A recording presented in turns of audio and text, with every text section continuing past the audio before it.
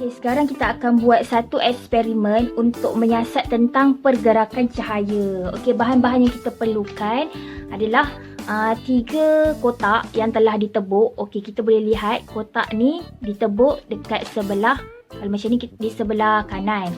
Kotak yang ni kita tebuk di tengah dan kotak yang ni kita tebuk di sebelah kiri. Kita juga memerlukan lampu suluh untuk kita menyiasatlah pergerakan cahaya. Dan lagi satu kita memerlukan skrin. Okey, yang hijau ni kita jadikan dia sebagai skrin.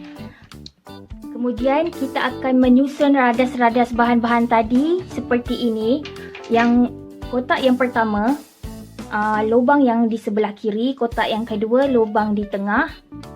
Kotak ketiga, lubang di sebelah kanan. Dan hujung sana adalah skrin.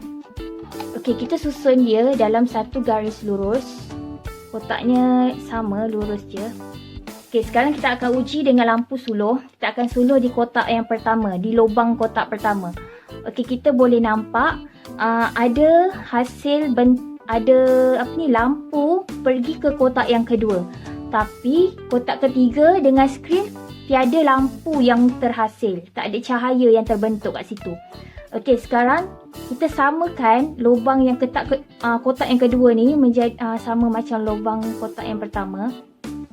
Okey, kita boleh lihat ada cahaya di kotak yang ketiga.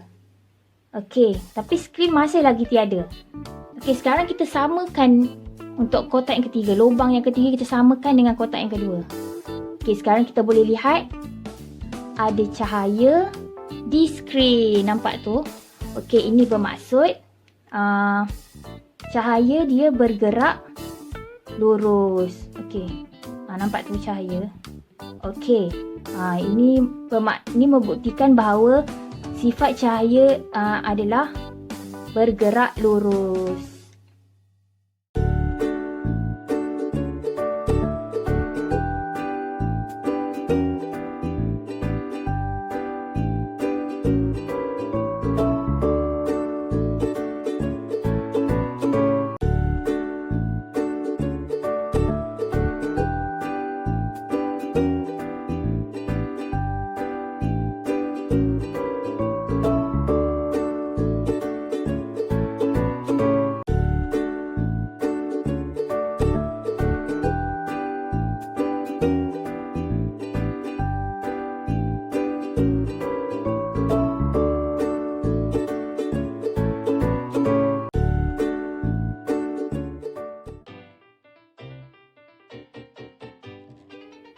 Sekarang kita nak buat eksperimen tentang untuk menentukan faktor yang mempengaruhi saiz bayang-bayang. Maksudnya kita nak buat eksperimen untuk tahu tentang saiz bayang-bayang lah. Kenapa ada saiz bayang-bayang besar, ada saiz bayang-bayang kecil.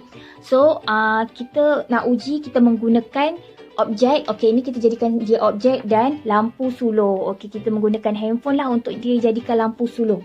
So, sekarang kita akan uji objek ni dengan lampu suluh lah. Okey, kita boleh lihat ya. Bila jarak sumber cahaya ni lah, torchlight ni dengan objek ni jauh, nampak tu, jauh.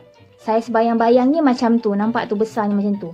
Okey, sekarang kita dekatkan pula sumber cahaya ni dengan objek. Okey, kita dekatkan. Okey, bila dia dekat dengan objek, sumber cahaya dekat dengan objek, saiz bayang-bayang semakin besar.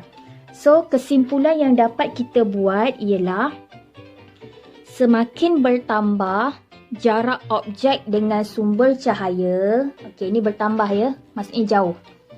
Semakin kurang saiz bayang-bayang. Okey, lagi sekali ya. Semakin bertambah jarak objek dengan sumber cahaya, semakin berkurang saiz bayang-bayang. Okey.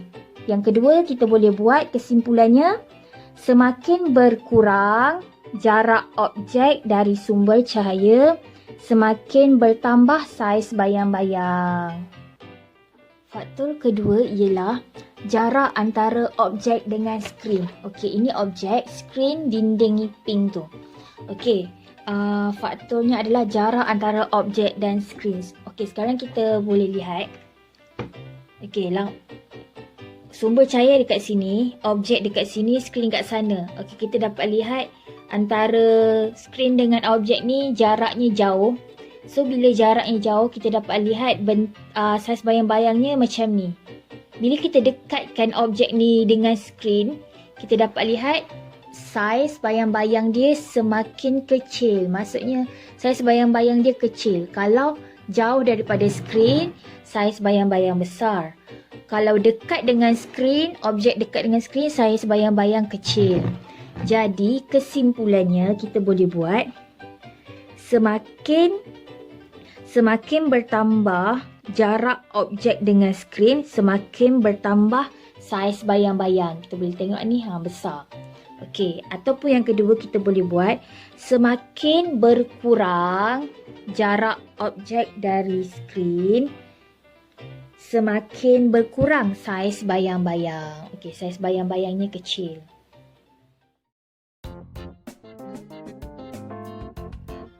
Eksperimen seterusnya kita akan uji untuk menentukan faktor yang mempengaruhi bentuk bayang-bayang. Maksudnya kita nak uji untuk kita tahu kenapa bayang-bayang tu terhasil bentuknya berbeza-beza. Ada bentuk bulat, ada bentuk petak. Maksudnya berbeza-beza lah objek tu. Dia punya bentuk bayang-bayang dia. Okey, faktor dia yang pertama ialah kedudukan sumber cahaya. Okey, kedudukan sumber cahaya. Faktor yang pertama. Okey, contohnya kita boleh lihat. Okey, kita boleh lihat ya. Ni kita buat botol ni sebagai objek. Kalau sumber cahaya dari arah depan, kita nampak bentuk botol tu dia berbentuk silinder. Dia nampak panjang kan. Okey, kalau sumber cahaya ni dari atas. Okey, kita boleh lihat bentuk bayang-bayang tu berbentuk bulat. Dia tak jadi bentuk silinder dah. Dia jadi bentuk bulat. Itu faktor yang pertama, iaitu kedudukan sumber cahaya diubah. Okey, faktor yang kedua ialah orientasi objek ataupun bahasa mudah dia, kedudukan objek itu diletakkan. Okey, so kita boleh lihat kalau objek ni botol ni kita letak menegak, kita nampak bentuk bayang-bayang dia tinggi, menegak. Kalau kita baringkan botol ni, kita nampak bentuk bayang-bayang dia panjang ke bawah, melintang. So, faktor bentuk bayang-bayang yang kedua adalah kedudukan objek.